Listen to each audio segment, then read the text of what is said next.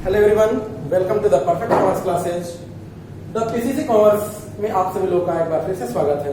मैं अविनाश कुमार मिश्रा। आज हम लोग पढ़ेंगे क्लास तीसरा, जिसका नाम है ऑब्जेक्टिव्स ऑफ मैनेजमेंट। जैसा कि आप लोगों ने पिछले वीडियो में देखा होगा, हम लोगों ने मैनेजमेंट में मीनिंग, डेफिनेशंस एंड फीचर्स हम लोग पढ़ चुके हैं, और उसके बाद हम लोग पढ़ेंगे ऑब्जेक्टिव्स ऑफ मैनेजमेंट अर्थात प्रबंध के उद्देश्य। इसका मतलब ये कि हम लोग इस चैप्टर में आज पढ़ने जा रहे हैं कि एक मैनेजर के क्या क्या उद्देश्य हो सकते हैं। एक मैनेजमेंट अगर करने की जिम्मेवारी हमें मिले तो हमारा प्रायोरिटी, हमारा उद्देश्य क्या होना चाहिए, हमारा क्या मकसद होना चाहिए। इस हिसाब से अगर देखा जाए तो आप देखेंगे कि हमारे ऑब्जेक्टिव्स ऑफ मैनेजमेंट को 3 भागों में बांटा गया है। पहला है हमारा ऑर्गेनाइजेशनल ऑब्जेक्टिव, यानी कि संगठनात्मक उद्देश्य। दूसरा सोशल ऑब्जेक्टिव्स, यानी कि सामाजिक उद्देश्य। और तीसरा इंडिविजुअल ऑब्जेक्टिव्स, यानी कि व्यक्तिगत उद्देश्य। लेकिन सबसे महत्वपूर्ण सवाल ये कि ऑब्जेक्टिव्स है क्या, व्हाट इज ऑब्जेक्टिव्स, उद्देश्य क्या होता है और उद्देश्य क्यों पूरा करना चाहिए। तो देखिए, इसको सरल शब्दों में, अगर इजी वे में अगर आप बताना चाहें तो आप जान लीजिए कि उद्देश्य का अर्थ ही होता है हमारा लक्ष्य, मिशन, टारगेट, एम्बिशन। अब इसे कई नामों से जानते हैं, और हमारा उद्देश्य किसी भी कार्य का सबसे महत्वपूर्ण अगर कोई मकसद होता है तो हमारा होता है उद्देश्य, यानी कि ऑब्जेक्टिव्स। ऑब्जेक्टिव्स को कहा गया है कि उद्देश्य हमारा वो अंतिम बिंदु होता है, किसी भी क्रिया का वो आखिरी भाग है जिसको पूरा करने के लिए हमें सारी क्रियाओं को सम्मिलित रूप से पूरी करनी पड़ती है ताकि हम अपने लक्ष्य को प्राप्त कर सकें।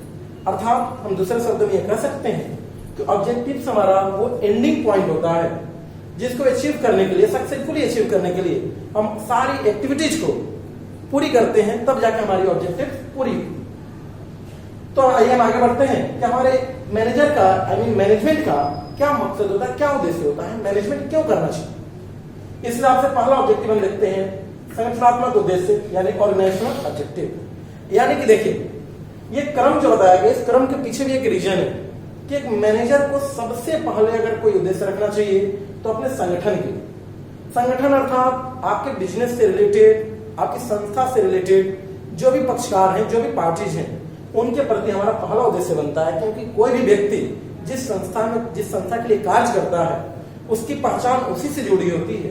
अतः किसी भी मैनेजर को, किसी भी व्यक्ति को सबसे पहला मकसद अपने संगठन का विकास करना चाहिए। उसके बाद आते हैं दूसरा मकसद, दूसरा हमारा उद्देश्य सोशल ऑब्जेक्टिव्स, यानी सामाजिक उद्देश्य। सामाजिक उद्देश्य का तात्पर्य यहाँ ये है कि हमारे सोशल, हमारी सोसाइटी के, क्योंकि कोई भी बिजनेस जो स्थापित होता है वो समाज में स्थापित होता है। समाज के संसाधनों से उसे चलाया जाता है। हम जो रिसोर्सेस से संबल करते हैं समाज से ही करते हैं। समाज के लोग हमारे यहाँ काम करते हैं, और हमारा जो उत्पादन होता है हम समाज के लोगों को ही प्रोवाइड करते हैं। अतः इस मकसद से भी हमारा, इस नाते हमारा एक उद्देश्य बनता है कि हम भी समाज के लिए कुछ करें। और तीसरा जो हमारा महत्वपूर्ण उद्देश्य होता है वो होता है इंडिविजुअल ऑब्जेक्टिव्स। इंडिविजुअल या आप कहें पर्सनल ऑब्जेक्टिव्स, यानी कि व्यक्तिगत उद्देश्य। यहाँ पर मैनेजर को खुद के बारे में और उसके साथ काम करने वाले जो भी उसकी टीम वर्क है, जो भी उसके टीम के लोग हैं, वो यानी कि कर्मचारी, एम्प्लॉय, उनके लिए काम करना उसका इंडिविजुअल ऑब्जेक्टिव होता है। तो यहाँ तक हम लोग समझ गए objective, how many types of objective of management. There are 3 types of objective of management. First objective organisational objective, second objective social objective, and third individual या पर्सनल ऑब्जेक्टिव। अब हम बात करते हैं कि अगर एक मैनेजर को, ये तो हम समझ गए कि हमें सबसे पहले संगठन के लिए काम करना है, अपने ऑर्गेनाइजेशन के लिए, दूसरा हमें समाज के लिए करना है, तीसरा अपने और अपने कर्मचारियों के लिए। अब आइए हम बात करते हैं कि अगर हम अपने संगठन के लिए अगर कुछ करना चाहें तो हमें क्या करना चाहिए, हम अपनी संस्था का विकास कैसे कर सकते हैं, हमें अपने संगठन के लिए क्या करना चाहिए। इसमें देखिए 3 भाग में इसको बांटा गया है। पहला है सर्वाइवल, दूसरा प्रॉफिट एंड तीसरा थर्ड ग्रोथ। यानी कि सबसे पहले एक मैनेजर का कर्तव्य बनता है अपने संस्था के प्रति को संस्था को लंबे समय तक सर्वाइव करे, यानी कि जीवित रखे। क्योंकि आप जानते हैं कि जो संस्था जितनी ज्यादा लंबे समय तक टिकेगी, जितनी ज्यादा लंबे समय तक जीवित रहेगी, संस्था को लाभ कमाने की उतनी ही उम्मीदें ज्यादा होती हैं। और प्रत्येक संस्था चाहती है कि हम लंबे समय तक रहें, ताकि मार्केट में जितना लंबा समय परफॉर्म करेंगे, कस्टमर की संख्या बढ़ेगी, लोगों का विश्वास बढ़ेगा, और अंततः आपका प्रॉफिट भी बढ़ेगा। तो हमें सबसे पहले कोशिश करनी चाहिए कि हमारी संस्था हमेशा बनी रहे, संस्था जीवित रहे, ताकि उसके लाभ हमें आने वाले समय में मिलते हैं।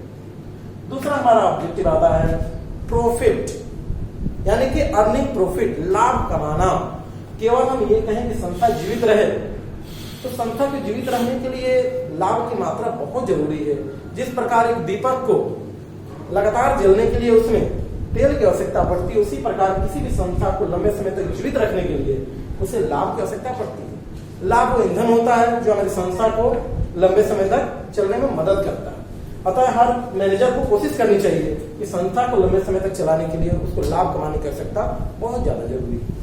अब आइए हम तीसरी बात करते हैं, यानी ग्रोथ। आप समझ सकते हैं कि जो संस्था लंबे समय तक जीवित रहे, जो लाभ समय समय पर कमाए, जिसकी अर्निंग अच्छी हो, अर्निंग कैपेसिटी अच्छी हो, जाहिर सी बात है कि वो संस्था ऑटोमेटिकली ग्रोथ करेगी, संस्था लंबे समय तक बनी रहेगी, संस्था का विकास होगा और संस्था हर क्षेत्र में अपना विस्तार भी कर सकती है। संस्था आधुनिकीकरण में मॉडर्नाइजेशन भी कर सकती है, एक्सपेंशन भी कर सकती है और लास्टली अपना ग्रोथ भी कर सकती है। अतः हमें संगठन के लिए 3 महत्वपूर्ण काम एक बार फिर से जान लीजिए। सर्वाइवल यानी जीवित रहना, लंबे समय तक जीवित रहें। जीवित रहने के लिए क्या जरूरी है? अर्निंग प्रॉफिट, हमें लाभ कमाना चाहिए और लाभ कमाने के बाद हमें अपनी संस्था के विकास के बारे में, विस्तार के बारे में विचार करना चाहिए, जिससे हमारी संस्था का विकास हो सके। चलिए हम बात करते हैं सोशल ऑब्जेक्टिव के बारे में। अभी हमने देखा ऑर्गेनाइजेशनल ऑब्जेक्टिव, सोशल ऑब्जेक्टिव, जिसको मीनिंग हमने अभी जस्ट क्लियर किया है कि सामाजिक उद्देश्य हमें क्यों निभाना चाहिए, क्योंकि प्रत्येक बिजनेस समाज में जन्म लेता है, समाज के रिसोर्सेज द्वारा उसको चलाया जाता है और समाज में ही बनाकर वस्तुएं लोगों को प्रोवाइड की जाती है। अतः कह सकते हैं कि बिजनेस की उत्पत्ति से लेकर आखिर तक एक बिजनेस समाज में ही संपादित होता है, समाज में संपन्न होता है। अतः इसलिए प्रत्येक परफॉर्मेंस उसका समाज से रिलेटेड होता है। अतः प्रत्येक बिजनेस का कोई ना कोई सोशल ऑब्जेक्टिव बनता है और हमें उसके लक्ष्य को भी पूरा करना चाहिए। आइए बात करते हैं सोशल ऑब्जेक्टिव में एक मैनेजमेंट के क्या क्या उद्देश्य हैं। पहला, टू प्रोवाइड एम्प्लॉयमेंट अपॉर्चुनिटीज, अर्थात रोजगार के अवसर उपलब्ध कराना।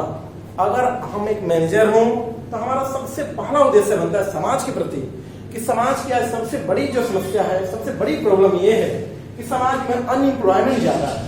तो अगर हम कोई कोशिश कर सकते हैं तो वो सिर्फ ये कि हम समाज के लोगों को ज्यादा से ज्यादा रोजगार दें, ज्यादा से ज्यादा एम्प्लॉयमेंट प्रोवाइड करें, जिससे कि वो लोग भी अपने जीवन को खुशहाल बना सकें।